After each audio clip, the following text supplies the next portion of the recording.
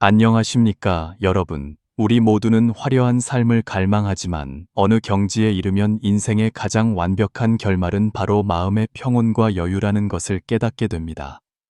그때가 되면 세상의 헛된 영화는 더 이상 당신과 아무런 관련이 없게 되죠. 당신은 자기 자신을 온전히 꿰뚫어 보는 관리자가 됩니다. 만약 저에게 인생의 의미가 무엇이냐고 묻는다면 저는 인생에는 의미가 없다고 말할 것입니다. 1990년 태양계를 벗어나려던 탐사선 보이저5가 지구로부터 약 60억 킬로미터 떨어진 거리에서 지구의 사진을 찍었는데 그것은 그저 희미한 푸른 점에 불과했습니다. 저명한 천체물리학자이자 작가인 칼 세이건은 그 푸른 점에 대해 유명한 말을 남겼습니다. 그 작은 점 위에 당신이 사랑하는 모든 사람, 당신이 아는 모든 사람, 당신이 들어본 모든 사람, 그리고 이제까지 존재했던 모든 인류가 그들의 삶을 살아갔습니다. 이 작은 점에 모든 기쁨과 고통, 자신감 넘치는 수천 개의 종교, 이념, 경제 학설이 모여 있습니다. 모든 사냥꾼과 탐험가, 모든 영웅과 비겁자, 문명의 창조자와 파괴자, 모든 왕과 농부, 사랑에 빠진 모든 젊은 연인, 희망에 가득 찬 모든 아이, 자녀의 성공을 바라는 모든 부모, 모든 발명가와 탐험가, 모든 도덕 스승, 모든 부패한 정치인, 모든 슈퍼스타, 모든 최고 지도자, 모든 성인과 죄인이 바로 이곳에 모여 있습니다. 지구는 우주 속 작은 먼지 한 톨에 불과한데도 말이죠. 보세요. 우리가 사는 행성조차 우주를 떠도는 먼지일 뿐인데 당신 삶의 사소한 일들이 과연 신경 쓸 가치가 있을까요? 모든 사람은 결국 늙고 죽게 됩니다.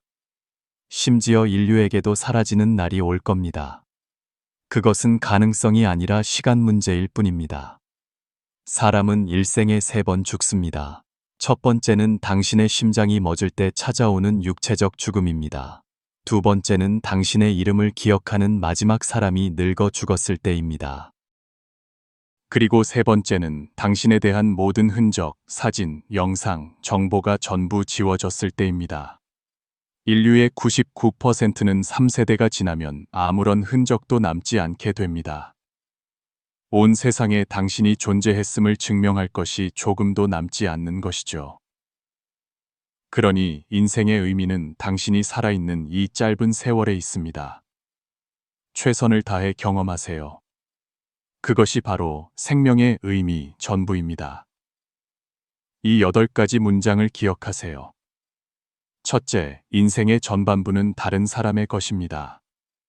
후반부는 부디 자기 자신에게 돌려주세요. 둘째, 자신의 어두움을 이해하는 것이 타인의 어두움에 맞서는 가장 좋은 방법입니다. 셋째, 당신을 지치게 하는 모든 것은 당신이 자신을 더 잘 이해하도록 돕습니다. 넷째, 좋은 사람이 되기보다는 온전한 한 사람이 되겠습니다. 다섯째, 모든 것은 실제로 존재하지 않습니다. 존재하는 것은 당신이 모든 것을 어떻게 보느냐 하는 관점입니다. 여섯째, 다른 사람을 바꾸려는 것은 미친 짓입니다. 자기 자신을 바꾸는 것이야말로 신성한 일입니다. 일곱째, 다른 사람을 용서하는 순간은 바로 자기 자신을 해방하는 순간입니다. 여덟째, 당신이 인지하지 못하는 것들이 조용히 당신의 운명을 조종하고 있습니다. 많은 사람이 왜 나는 진정으로 좋아하는 사람을 만나지 못할까 하고 한탄합니다. 사실 당신이 진심으로 마음이 끌리는 사람을 만난 적이 없다는 것은 어쩌면 당신이 인생의 매우 높은 경지에 들어섰다는 것을 의미할 수 있습니다. 지혜로운 자는 사랑에 빠지지 않는다는 말이 있습니다. 진정으로 성숙하고 내면이 온전한 사람은 더 이상 결핍을 느끼지 않으며 다른 무언가를 필요로 하지도 않습니다. 그들은 내면이 충만하며 스스로 즐거움을 찾는 법을 압니다. 당신의 마음을 깊이 흔드는 사람들은 보통 당신 영혼의 결핍된 부분, 당신이 가장 갈망하는 부분을 채워주기 때문에 나타납니다. 그래서 당신은 쉽게 마음을 빼앗기고 그들을 얻고 싶어 하죠. 하지만 무언가에 마음을 쓸수록 그것에 지배당하기 쉽습니다. 사람들은 모두 발꿈치를 들어야만 닿을 수 있는 것을 좋아하고 때로는 발꿈치를 들어도 닿지 않는 것을 원합니다. 사실 그들도 당신과 마찬가지로 자신이 아직 닿지 못한 무언가를 쫓고 있을 뿐입니다. 설령 그들이 외로워서 혹은 당신의 마음에 감동해서 당신 곁에 머문다 해도 그 관계는 깊이 빠져들겠지만 뼛속까지는 아닙니다. 그들은 여전히 당신에게 진정으로 만족하지 못합니다. 감동의 효력이 다하면 그들은 실증을 내기 시작하고 당신이 단념하고 떠날 때까지 교묘한 방식으로 당신을 괴롭힐 것입니다. 이 한마디를 기억하세요. 당신이 아주 좋아하는 사람은 종종 당신에게 빚을 받으러 온 사람입니다. 아마도 전생에 당신이 그들에게 많은 빚을 져서 이 생에 그들이 당신을 괴롭히러 온 것일 수 있습니다. 사람은 늘 자신이 신경 쓰고 좋아하는 사람과 사물에 의해 고통받고 조종당합니다. 왜 오늘날 과학기술이 발전할수록 사람들은 더욱 혼란스러워하고 방황하게 될까요? 옛날 사람들은 주로 구전이나 책을 통해 정보를 얻었기 때문에 정보가 단순했고, 그래서 쉽게 마음을 가라앉히고 자연의 소리에 귀 기울이며 천인합일의 상태를 지향할 수 있었습니다. 하지만 오늘날 우리는 너무나 많은 출처로부터 정보를 얻고 동시에 휴대폰, 텔레비전, 라디오, 와이파이, 비행기, 고속열차 등 무수한 전자패에 둘러싸여 있습니다. 각각의 기술 장비는 고유의 전자파 주파수를 방출하며 우리 주변에 다양한 종류의 자기장을 만들어냅니다. 바로 이 때문에 우리는 더 이상 내면의 소리나 자연의 소리를 감지할 수 없게 된 것입니다. 그러므로 현재 가장 뛰어난 사람은 언제든 그 자기장들의 잡음을 차단할 수 있는 사람입니다. 그들은 여전히 사물의 표면을 꿰뚫어 본질을 보고 순식간에 진실을 간파하며 동시에 주변의 에너지와 조화롭게 살아갑니다. 우리의 에너지는 매우 소중합니다. 단 1초도 다른 사람을 위해 낭비하지 마세요. 모든 힘을 자기 자신에게 사용하고 스스로를 일깨우고 관리하며 향상시키세요. 다른 사람이 잘하지 못하는 것은 그들의 문제이며 그에 상응하는 결과를 스스로 감당할 것이니 우리와는 아무 관련이 없습니다. 하지만 우리 자신의 작은 약점 하나하나는 우리 자신의 최종 결과에 한치의 오차도 없이 직접적인 영향을 미칩니다. 가치 없는 사람과 함께 있느라 단 1초도 쓰지 마세요. 다른 사람이 가치 있는지는 그들의 문제이고 당신이 가치 있는지는 당신의 문제입니다. 인류가 발전할수록 물질적 고통은 줄어들지만 정신적 고통이 본격적으로 시작됩니다. 미래 인류의 가장 큰 위기는 암도 인공지능도 아닌 바로 각종 정신질환입니다. 사람들은 점점 더 모호해지고 외로워하며 불안하고 긴장하며 우울해질 것입니다. 이러한 부정적인 감정들은 이미 현대인의 마음속의 보편적인 상태가 되었습니다. 오늘날 많은 사람이 이상도 자아도 없이 마치 걸어다니는 시체처럼 감정 없는 돈 버는 기계처럼 고독하고 공허하며 차가운 기이한 생물체로 변해가고 있습니다. 많은 사람의 마음은 이미 오래전에 차갑게 식어버렸고 단지 체면을 지키기 위해 겨우 살아갈 뿐 사실은 아무런 미련도 없습니다. 그들은 하루 종일 분주하지만 영혼은 오래전에 죽어 절망의 굴레 속에서 영원히 살아가고 있습니다. 미래에는 심리적으로 불안정하고 정신이 혼란스러우며 우울하고 침울한 사람들이 점점 더 많아질 것입니다. 요컨대 물질적인 삶은 고통스럽지 않을 수 있지만 마음의 고통은 피할 수 없는 일입니다. 사람은 한 가지 종류의 고통을 선택하며 살아가야 합니다. 중생은 모두 고통스러우니 오직 스스로를 구원할 수밖에 없습니다. 금강경에 이런 구절이 있습니다. 집착이 없으므로 마음이 생긴다. 이는 당신의 눈에 누군가가 들어올수록 오히려 그 사람을 진정으로 볼 수 없다는 의미입니다. 당신이 누군가를 좋아할수록 그들을 명확히 볼 수 없게 되는데 그들이 이미 당신의 마음속에 살고 있기 때문입니다. 이때 당신이 보는 사람은 더 이상 실제의 그 사람이 아니라 당신의 마음속에서 이상화된 이미지일 뿐 그들의 진짜 모습이 아닙니다. 다시 말해 당신의 마음에 아무런 거리낌이 없을 때 비로소 세상의 진실을 명확히 볼 수 있습니다. 수행자가 원만한 경지에 이르면 더 이상 자신을 매료시키는 사람을 만나지 않게 됩니다. 그런 사람은 오직 자기 자신만을 사랑하게 되는데 인생에서 가장 아름다운 만남은 바로 더 나은 버전의 자기 자신을 만났을 때라는 것을 깨닫기 때문입니다. 왜 인식이 있는 사람들은 별자리나 사주에 대해 이야기하는 것을 좋아할까요?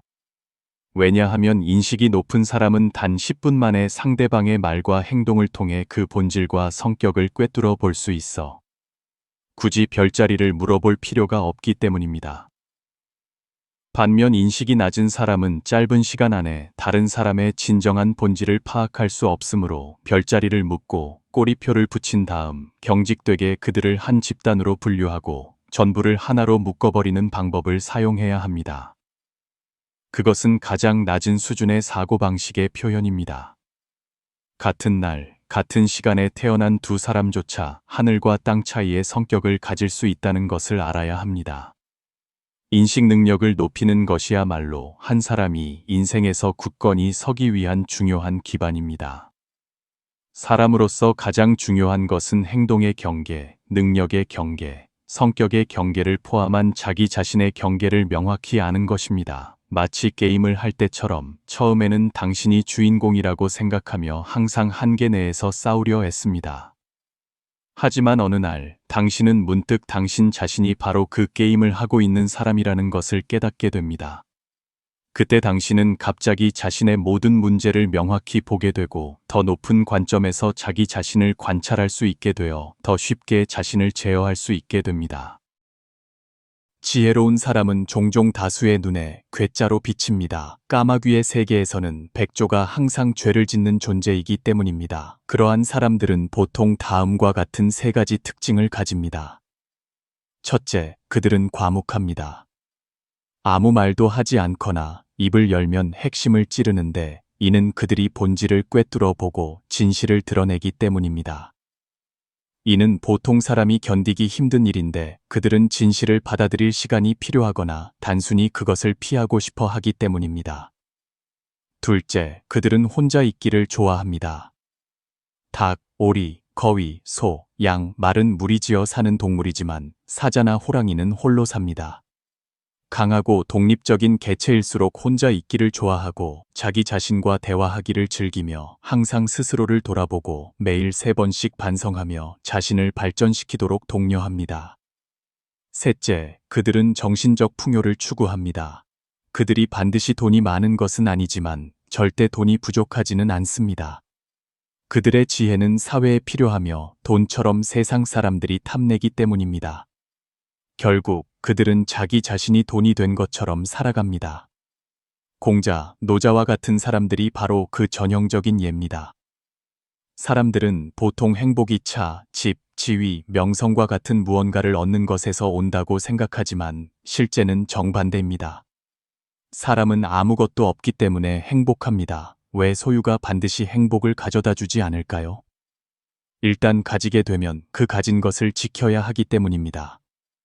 예를 들어 돈이 있으면 귀한 물건을 수집하고 싶어지고 그러다 보면 그것을 전시할 별장을 사야 하고 별장이 있으면 집사를 고용해야 합니다.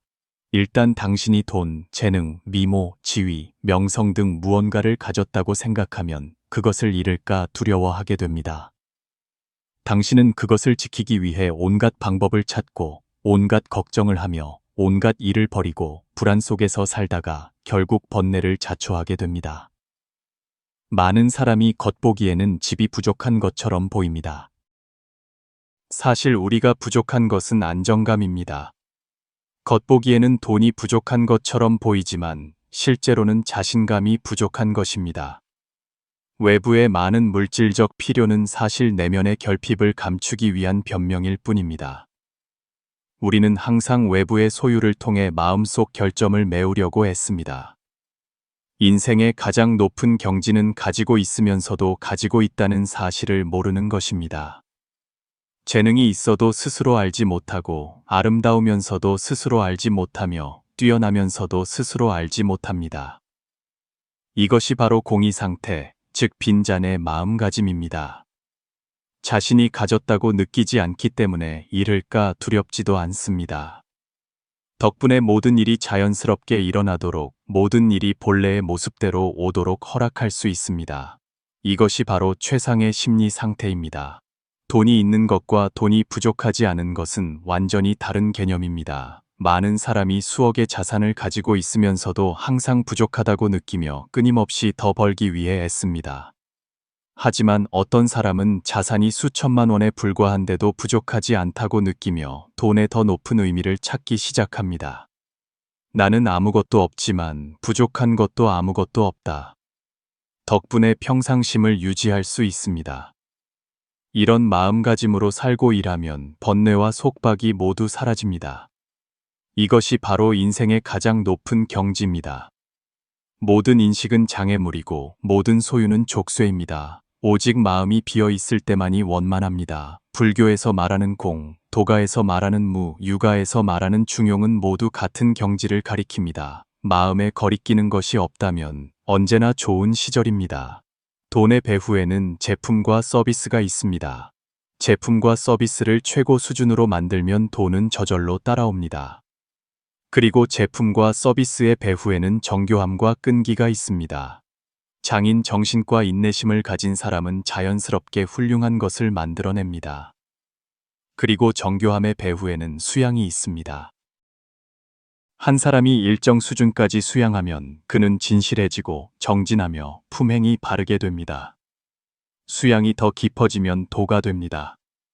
만물 변화의 본질과 법칙을 이해하는 사람은 자연스럽게 인연 있는 사람들을 끌어당기게 됩니다.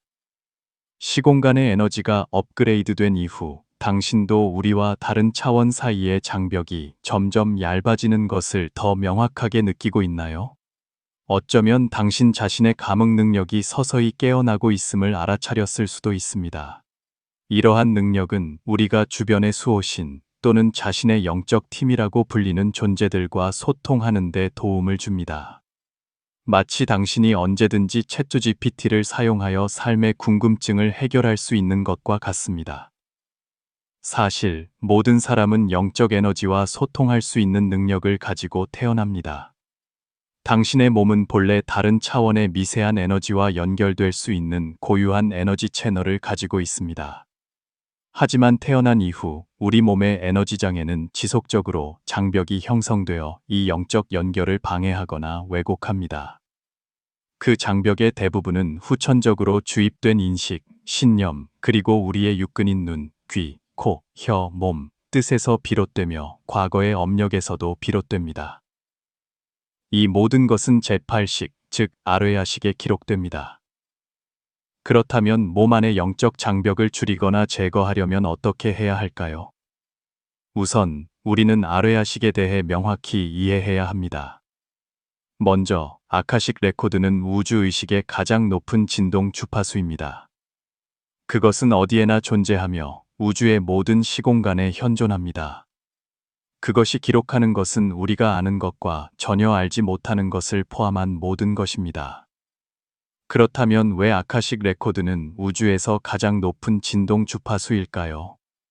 도대체 아카식 레코드는 무엇이며 어떻게 우리의 모든 것을 기록할까요? 이 질문에 답하기 위해 우리는 아뢰야식에 대해 알아볼 필요가 있습니다. 만약 3차원의 관점에서 아뢰야식을 본다면 많은 사람이 아카식 레코드가 바로 아뢰야식이라고 말할 것입니다. 그렇다면 아뢰야식은 실제로 무엇일까요? 불교에서 아뢰야식은 인간이 본래 가지고 있는 8가지 기본 의식 중 8번째 의식입니다. 앞에 6가지 의식은 안식, 이식, 비식, 설식, 신식, 그리고 의식입니다. 7번째 의식은 깊은 형태의 의식인 말라식입니다. 그리고 8번째가 바로 앞선 의식들이 낳은 모든 업의 씨앗을 저장하는 곳인 아뢰야식입니다. 사람은 앞에 6가지 의식으로부터 업을 짓고 그것으로부터 7번째 의식인 말라식이 형성됩니다. 이 의식은 우리의 의식을 받아들여 나라는 자아를 만듭니다. 나가 생기면 분별과 집착이 생겨나고 마음을 일으켜 생각하고 계산하기 시작합니다. 그리고 그 자아가 아뢰야식에 너무나 집착하기 때문에 그것을 근본적인 자아 집착이라고 부릅니다. 제7일식은 끊임없이 관찰하고 판단하며 숙고합니다. 아뢰야식 안에는 제7식이 알고 싶어 하는 모든 해답이 담겨 있기 때문에 그것은 계속해서 아뢰야식을 향하고 매달리며 그렇게 또 새로운 업을 만들어 아뢰야식에 기록됩니다. 이로부터 순환의 고리가 형성됩니다. 매달리고, 업을 짓고, 저장하고, 또다시 매달리는 것입니다. 이 순환은 한 개인에게만 적용되는 것이 아니라 집단 의식 전체, 모든 중생, 심지어 우주 만물에도 적용될 수 있습니다.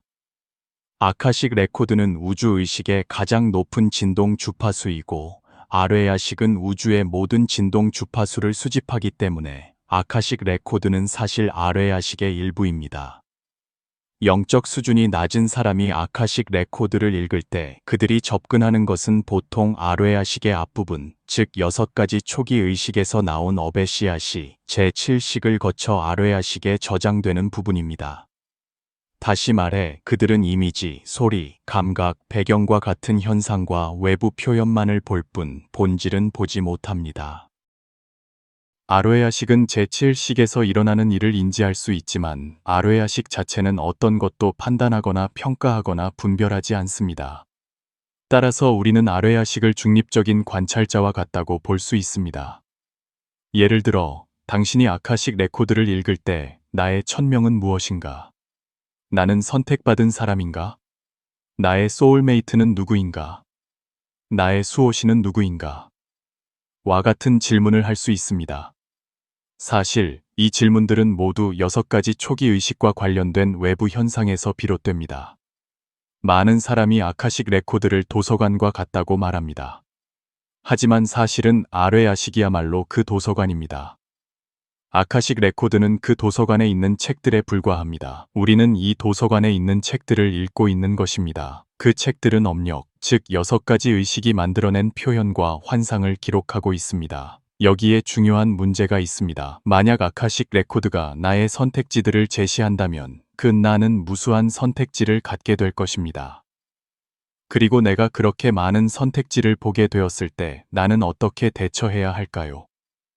나는 어떤 결정을 내려야 할까요? 이는 내가 아카식 연대기를 조회하는 것이 결국 업을 만드는 것인지 아니면 업을 소멸시키는 것인지를 묻는 것과 같습니다. 오직 자신을 발전시키고 자아를 형성하며 진정한 자신을 되찾고 가장 진실한 자신의 모습을 받아들일 용기가 있는 사람만이 아카식 연대기를 조회하기에 적합합니다. 반면 내면이 약하고 상처받기 쉬우며 사소한 일에 통제력을 잃거나 에너지 자체가 불안정하거나 마음속에 이미 답을 정해놓고 아카식을 통해 자아를 만족시키려 하거나 현실을 도피하고 자신의 선택에 책임지기 싫어하는 사람에게는 아카식 조회는 좋은 선택이 아닙니다. 아카식 연대기를 읽는 것은 진정한 자아를 찾아가는 과정이며 거짓된 껍질을 벗어 던지고 영혼에 닿아 내면의 깊이로 들어가는 것입니다. 아카식은 과거, 현재, 미래, 그리고 당신과 관련된 모든 에너지와 정보를 포함한 당신의 모든 데이터를 다시 읽음으로써 당신 자신의 영혼을 구원하는 방법입니다.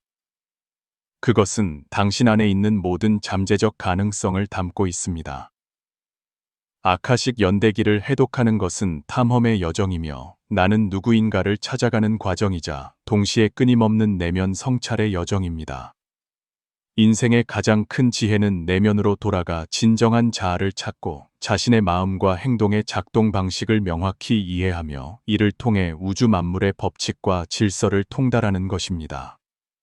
모든 존재에는 온 곳과 돌아갈 곳이 있습니다. 모든 것이 당신 자신에게로 돌아가게 하세요. 아무도 당신의 인생을 대신 결정해 줄 수 없기 때문입니다. 하지만 아카식을 통해 내면 성찰의 과정을 통해 더 높은 의식의 관점에서 삶을 바라봄으로써 당신은 인생의 진실을 명확히 이해하고 진정한 본질을 깨달으며 그럼으로써 자신의 진실한 모습대로 살아갈 수 있습니다. 도덕경에 남을 아는 자는 지혜롭고 자신을 아는 자는 현명하다라는 구절이 있습니다. 자기 자신에 대한 이해의 수준이 세상을 보는 당신의 시야를 결정합니다. 일단 자기 자신을 명확히 이해하면 세상을 명확히 이해하게 될 것입니다. 우리가 세상을 이해하지 못하는 이유는 아직 우리 자신을 이해하지 못했기 때문입니다. 세상에서 가장 긴 길은 바로 자신에게로 돌아가는 길입니다. 성장의 징표는 내면을 들여다보기 시작하는 것입니다. 모든 사람은 세 층의 자아로 구성되어 있습니다. 원초아, 사회적 자아, 그리고 참나입니다. 원초아는 인간의 동물적 속성에 해당하며 쾌락 원칙을 따르고 본능에 이끌립니다. 그것은 먹고 마시는 것, 선욕입니다. 사회적 자아는 인간의 사회적 속성에 해당하며 현실 원칙을 따르고 이익에 지배되며 돈, 권력, 지위, 명성을 추구합니다. 그리고 참나는 정신적 속성에 해당하며 도덕 원칙을 따르고 이상에 이끌리며 정신적 교감, 사랑, 영혼, 그리고 영적 깨달음을 추구합니다. 가장 낮은 층의 자아는 항상 마음을 일으켜 수많은 거칠고 본능적인 충동을 품습니다. 중간층의 사회적 자아는 항상 득실을 따지고 주변의 모든 사람과 자원을 계산합니다. 높은 층의 참나는 항상 높은 곳에서 당신을 관찰하고 있습니다. 머리 위 세제 신명이 있다는 말처럼 그 신명이 바로 참나이며 당신의 원신입니다. 그것은 항상 조용히 당신 곁에 있습니다. 일단 당신이 그것을 찾고 그 힘을 사용할 수 있게 되면 사람으로서 살아가는 것부터 일을 처리하는 것까지 마치 신의 도움을 받아 순풍에 돛단 듯 순조로울 것입니다.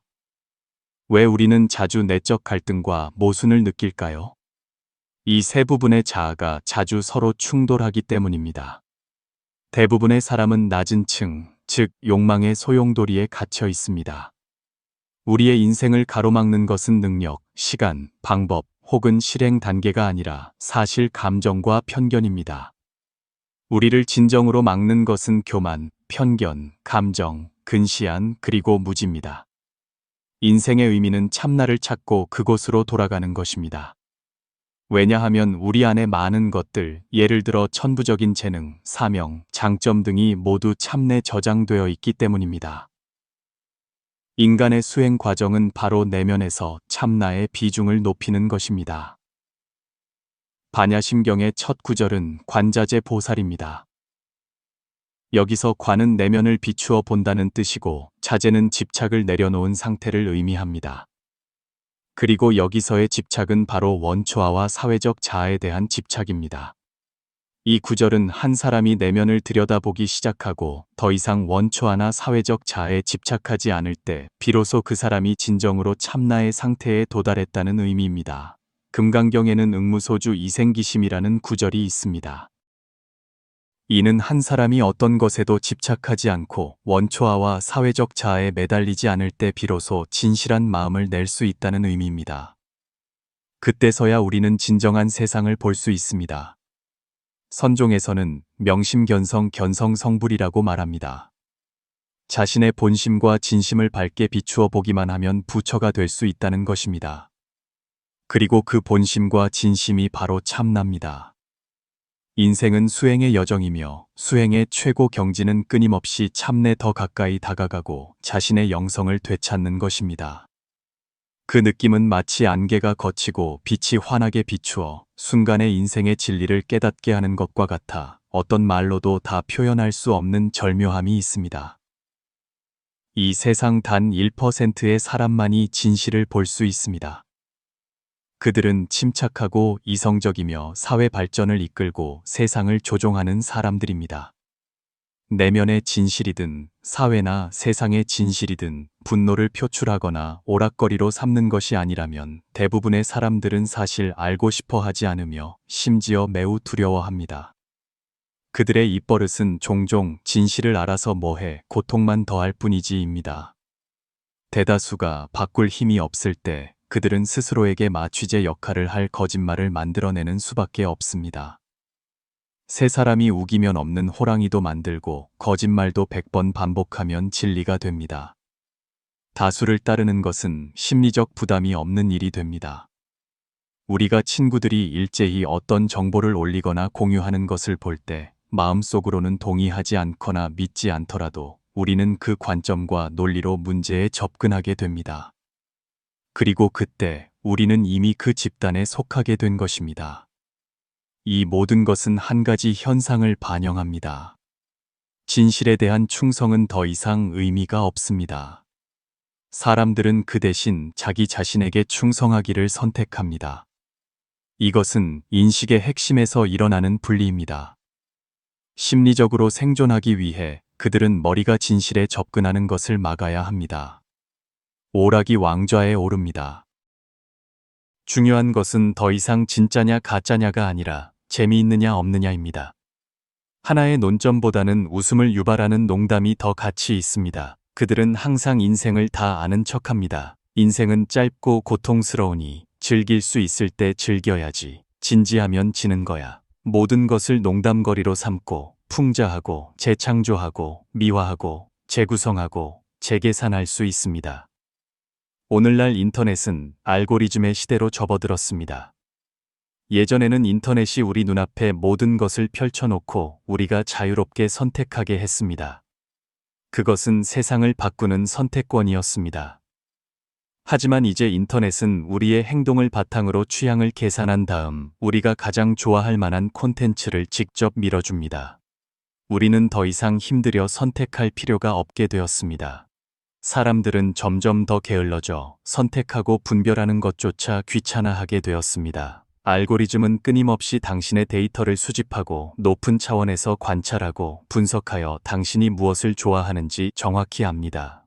당신이 원하는 것이 있다면 알고리즘은 그것을 무한히 만족시켜 줄 것입니다. 당신이 무언가를 더 좋아할수록 그것은 계속해서 바로 그것을 추천할 것입니다. 이것은 매우 정교한 추천 메커니즘입니다. 그것은 당신의 숨겨진 취향 깊은 곳까지 맞춰주어 당신이 헤어나올 수 없게 만듭니다. 산업혁명이 인간의 손발을 해방시켰다면 정보혁명은 뇌를 해방시키고 있습니다. 미래의 인간은 사고 능력 없이도 살 수 있을지 모릅니다. 알고리즘 시대에 사람들은 점점 더 생각하기를 게을리하며 이는 곧 점점 더 어리석어진다는 것을 의미합니다.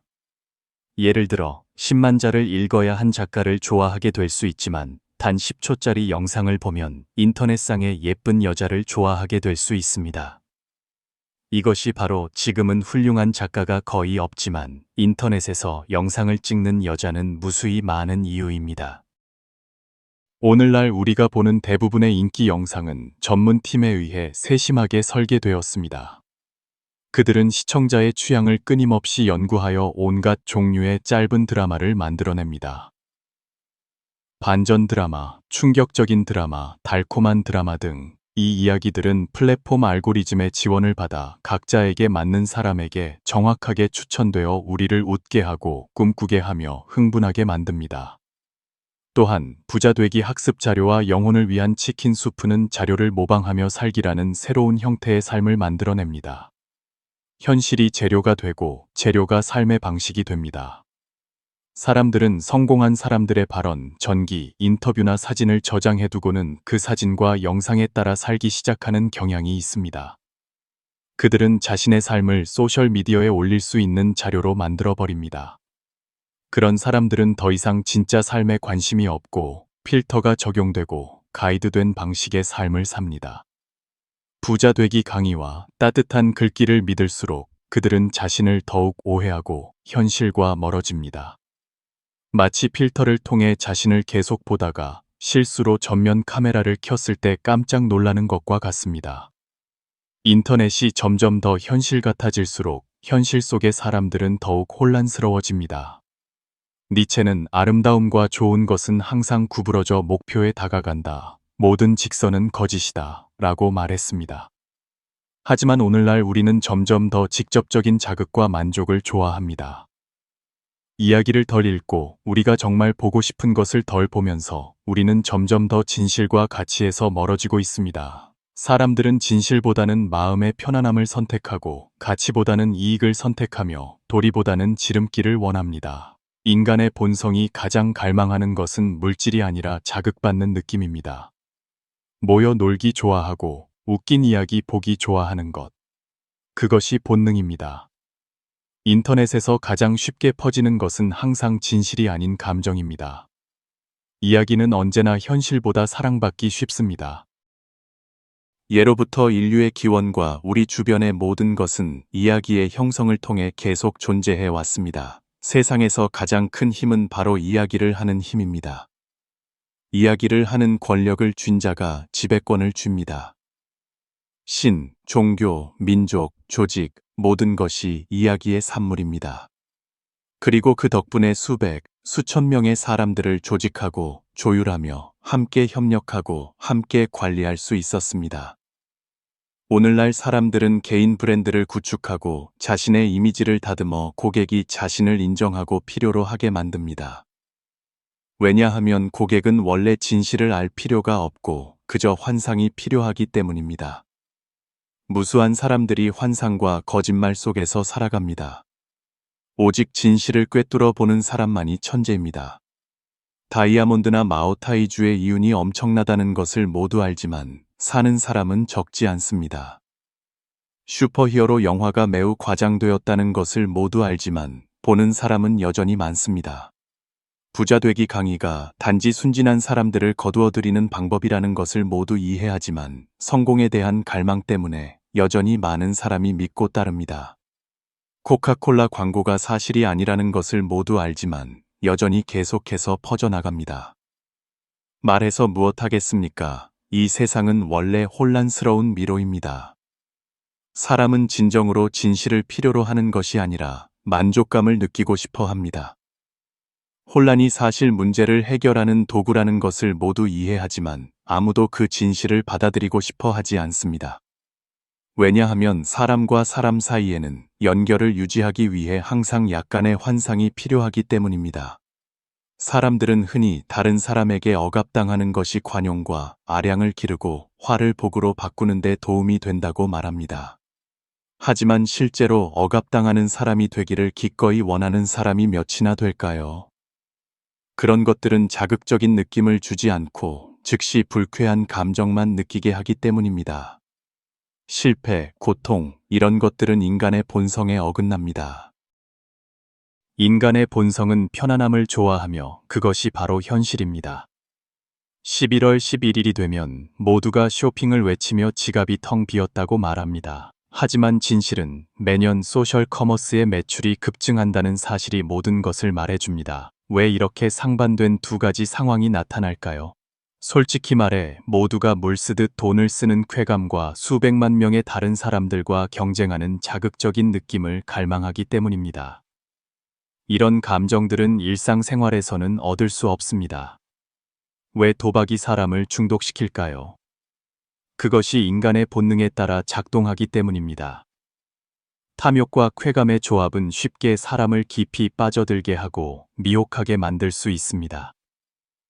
위험에 직면했을 때 우리는 많은 지도자가 마치 모든 일과 무관한 듯 침착하고 흔들림 없는 모습을 봅니다. 하지만 사실 많은 경우 진실은 그들이 필승의 분위기를 만들기 위해 침착한 척하고 있을 뿐이라는 것입니다. 왜냐하면 안정된 분위기가 때로는 진실보다 더 중요하기 때문입니다. 진실은 세상을 빠르게 붕괴시킬 뿐이지만 환상은 세상을 빠르게 재건할 수 있습니다. 이야기를 듣는 것은 쉽지만 생각하는 것은 머리가 아픕니다. 만약 다수가 환상 속에서 산다면 인생에서 성공하기 위한 진짜 논리는 무엇일까요? 다음 8글자를 기억해 주십시오. 진실을 꿰뚫고 희망을 창조하라. 이것이 바로 모든 분야, 비즈니스, 정치, 예술의 핵심입니다. 대중은 결코 진실을 필요로 하지 않습니다. 그들은 단지 이해받고, 인정받고, 위로받기를 갈망할 뿐입니다. 그러니 당신의 소위 진실이라는 것을 다른 사람에게 강요하지 마십시오. 당신은 단지 그들의 시야의 한계를 명확히 이해하고 그들의 한계를 꿰뚫어 본 다음 그들이 심취할 만한 기적적인 이야기와 희망을 만들어내면 됩니다. 그렇게 하면 당신은 큰 성공을 거둘 것입니다. 이것은 어떤 기업가, 예술가, 창작자나 정치가라도 반드시 갖추어야 할 기술입니다. 진실을 보거나 인생의 본질을 이미 꿰뚫어 본 사람들은 그 이후의 삶은 오직 스스로 키를 잡을 수밖에 없습니다. 아무도 그들에게 위로의 치킨 수프를 더는 가져다 줄 수 없기 때문입니다. 중년의 경험과 축적은 젊은이들 앞에서 사실 아무 의미가 없습니다. 당신은 30대, 40대에 축적한 십수년의 경험을 다른 사람의 20대 시절 비전과 비교한 다음 이겼다고 해서 만족해서는 안 됩니다. 그것은 단지 당신이 그들보다 밥을 십수년 더 먹었기 때문이지 당신이 더 뛰어나서가 아닙니다. 소설 3채에서는 우주가 기술 폭발이라는 변수로 설정되어 있습니다.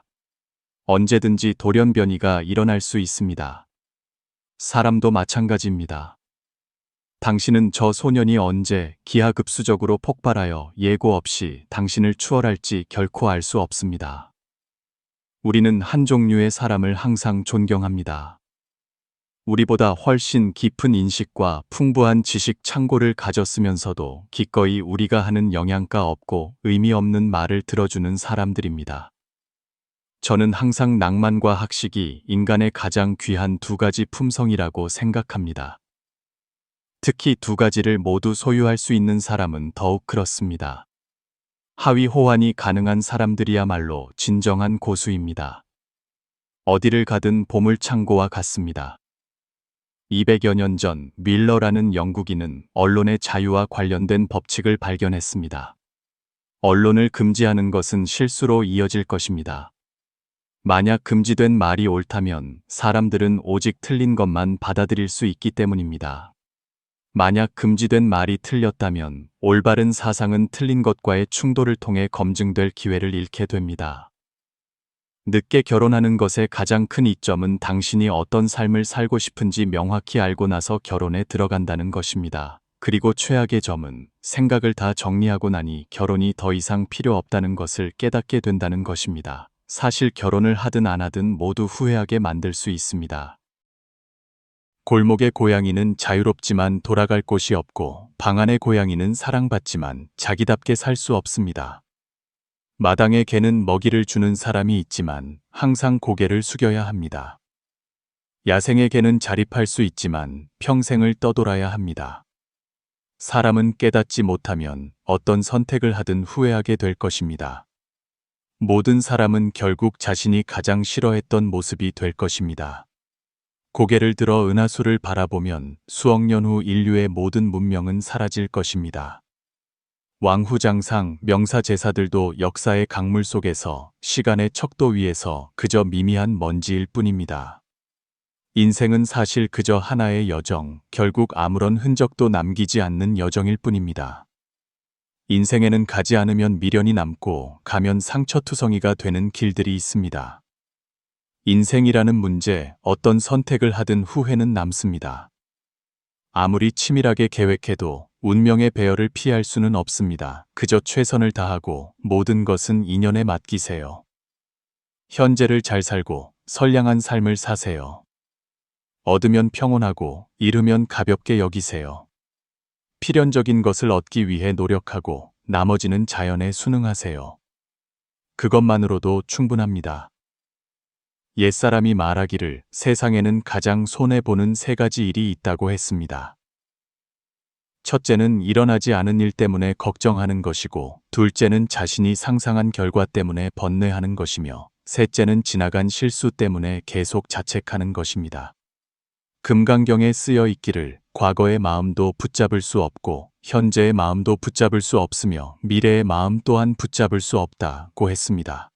사람이 20대에서 30대일 때는 항상 미래가 최고라고 생각합니다. 그때가 되면 모든 것을 가질 것이기 때문입니다.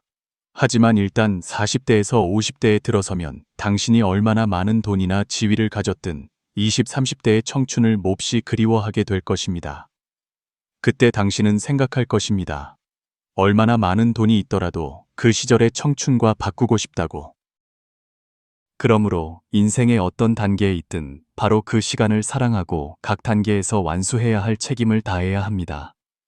과거에 영원히 잠겨 있지도 말고 미래에 너무 기대하지도 마세요. 현재의 모든 순간이 바로 인생에서 가장 아름다운 시간입니다. 부디 사소한 일들로 마음 상하지 마세요. 더욱이 다른 사람의 실수로 자신을 벌하지 마세요. 마음으로 매 끼니 식사를 음미하고 피어나는 꽃 한 송이 한 송이에 귀 기울이고 풍경 하나하나를 감상하며 책임 하나하나를 완수하고 현재의 사랑과 기쁨을 하나하나 느끼세요. 그것이 바로 삶의 의미입니다. 인생에는 언제든지 모든 일이 일어나도록 허용하는 경지가 있습니다. 불합리한 일들과 추악한 사람들을 포함해서요. 삶은 본래 막을 수 없고 인간성 또한 깊이를 알 수 없습니다. 두려워해도 마찬가지고 두려워하지 않아도 마찬가지이니 차라리 최악의 상황에 대비하고 그것이 언제든 오도록 허용하는 편이 낫습니다. 적이 오면 장수가 막고 물이 오면 흙으로 막듯 더 이상 걱정하거나 두려워하지 않습니다. 동시에 최선의 것을 위한 준비도 해야 합니다. 최악의 것을 감히 받아들이는 사람만이 최고의 것을 만날 기회를 얻습니다. 최고의 사람과 일을 포함해서요. 그것은 하늘이 용기에 대해 주는 보상입니다. 진정한 힘은 대항이 아니라 허용과 수용입니다. 세상사의 무상함을 허용하고 후회가 늘 있음을 허용하며 어리석음과 근시안이 존재함을 허용하고 당신을 좋아하지 않는 사람이 있음을 허용하세요. 바로 그런 것들의 존재 때문에 아름다움과 선한 것이 더욱 귀해지는 것입니다. 당신이 모든 것이 일어나도록 허용할 수 있을 때 당신은 더 부드럽고 여유로운 사람이 될 것입니다. 인생은 그저 오는 대로 받아치는 것일 뿐입니다.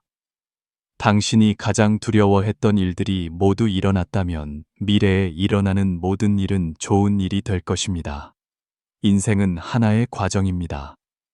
천지를 보고, 중생을 보고, 그리고 자기 자신을 보는 것입니다.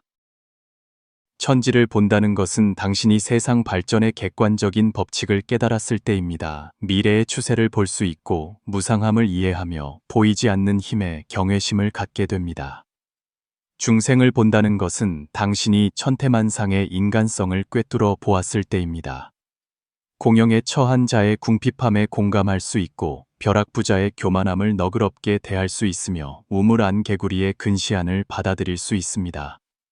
자신이 천하무적이라고 생각하는 자의 오만함에 미소 지을 수 있고 과시하는 자의 화려한 껍질 속 거짓을 꿰뚫어 볼 수 있습니다. 자기 자신을 본다는 것은 당신이 내면의 편견과 고집을 깨닫는 동시에 자신의 강점, 재능, 사명을 보는 것입니다. 남을 아는 것은 지혜요, 자신을 아는 것은 현명함입니다.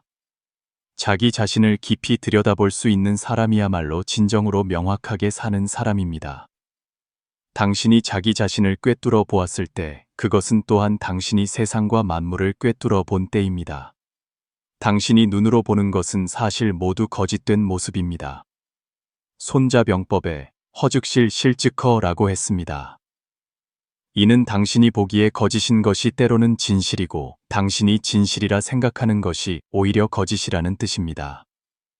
다시 말해 사물의 현상과 본질은 종종 서로 반대입니다. 금강경에서도 무릇 형상이 있는 것은 모두 허망하다. 만약 모든 형상이 아님을 본다면 곧 열애를 보리라 고 했습니다. 즉, 형상이 있는 모든 것은 헛된 것이며 외부 상징 뒤의 본질을 볼 수 있다면 깨달음을 얻을 것이라는 뜻입니다. 평범한 사람과 고수의 가장 큰 차이는 평범한 사람은 신화를 믿고 영혼을 위한 치킨 수프 속에서 살지만 고수는 진실을 보고 현실 속에서 산다는 것입니다. 99%의 평범한 사람들은 진실을 보지 못하기 때문에 항상 상처받고 실패를 반복합니다. 나머지 1%의 고수는 진실을 보기 때문에 나머지 99%의 사람들을 조종하고 지배할 수 있습니다. 오늘날 사람들은 성공한 사람을 하늘 끝까지 칭송하면서 실패한 사람을 발밑으로 짓밟는 경향이 있습니다. 그리고 운 좋게 살아남은 자들은 종종 옳은 결과에서 추론한 성공 요인을 요약하여 틀린 원인을 정당화하곤 합니다. 2001년에 출간된 좋은 기업을 넘어 위대한 기업으로 라는 베스트셀러가 있습니다. 저자 짐 콜린스와 그의 연구팀은 1965년 이래 포춘 500대 기업에 올랐던 1,400개 이상의 회사를 선별하여 최종적으로 11개의 위대한 회사를 분석 대상으로 선정했습니다. 콜린스는 이 회사들이 순진한 호기심과 뛰어난 실행 능력을 가졌다고 칭찬을 아끼지 않았습니다. 세계의 원 이론이 제시되었고 동시에 그들을 칭송하기 위해 5단계 경영이라는 개념도 찬간되었습니다. 아이러니하게도 그 11개 회사 중 서킷시티는 2009년에 파산을 선언했습니다. 페니 메이와 프레디 맥의 주가도 92.9%까지 하락하여 결국 정부에 인수되었습니다. 명단에 있는 나머지 회사들도 주식시장에서 그저 평범한 성과를 보였을 뿐입니다. 이 상황을 어떻게 설명할 수 있을까요? 표본수가 너무 적은데 분석해야 할 요소는 너무 많았기 때문에 그들은 성공의 이유를 반드시 찾아야 했고, 그래서 모범적인 경험과 경로를 억지로 도출해내려 애썼습니다. 노벨 경제학상 수상자인 로널드 코스의 말처럼 데이터를 충분히 오래 고문하면 당신이 듣고 싶어 하는 것은 무엇이든 자백할 것이다. 그러한 전략과 경험은 사실 성공한 사람들이 걸어온 길을 스스로 요약하고 미화한 과정에 불과합니다. 확률의 관점에서 보면 더욱 명확해집니다. 가령 장원 급제 후 성공 확률이 10%이고 급제하지 못하면 성공 확률이 단 1%라고 가정해 봅시다. 하지만 모든 성공한 사람들 중에서 대부분은 장원 급제하지 못한 사람들입니다. 왜일까요? 이 집단의 규모가 너무 크기 때문입니다. 봉건 시대의 과거 제도는 천년 이상 지속되었습니다. 매년 10명의 장원이 나왔다고 가정하면 총 1만여 명에 불과합니다. 10%의 확률을 적용하면 그중 약 1000명만이 실제로 성공했을 것입니다. 하지만 과거 시험에 참여했지만 장원 급제하지 못한 사람은 얼마나 될까요? 적어도 수십억 명은 될 것입니다. 가령 100억 명이라고 칩시다. 그중 1%가 성공했다면 그 수는 이미 1억 명에 달합니다. 이 통계를 보면 성공한 사람들 중 1억 명이 장원 급제하지 못한 사람들이라는 것이 명백합니다. 반면 장원이었던 사람은 단 1만 명뿐입니다. 물론 급제하지 못했지만 성공한 사람이 더 많을 것입니다. 하지만 그렇다고 해서 장원 급제가 쓸모없다고 말할 수 있을까요? 분명히 그럴 수 없습니다. 확률과 규모가 진실을 가렸기 때문에 논리적 사고가 부족한 사람들은 영원히 본질을 보지 못합니다. 이런 영혼의 치킨 수프나 성공학 글을 만드는 사람들은 사실 그 배후의 이익 때문에 그럴 뿐입니다. 이 세상의 대부분의 진실은 매우 잔혹합니다. 가난한 출신의 사람들에게 노력은 종종 다른 사람 가문의 말 한마디만도 못할 때가 많습니다. 어릴 때 당신은 사람들 사이에 IQ 차이는 크지 않고 중요한 것은 노력하는지 여부라고 배웠습니다. 하지만 나중에 당신은 세상에 정말로 타고난 지능이라는 것이 존재한다는 것을 점차 깨닫게 됩니다.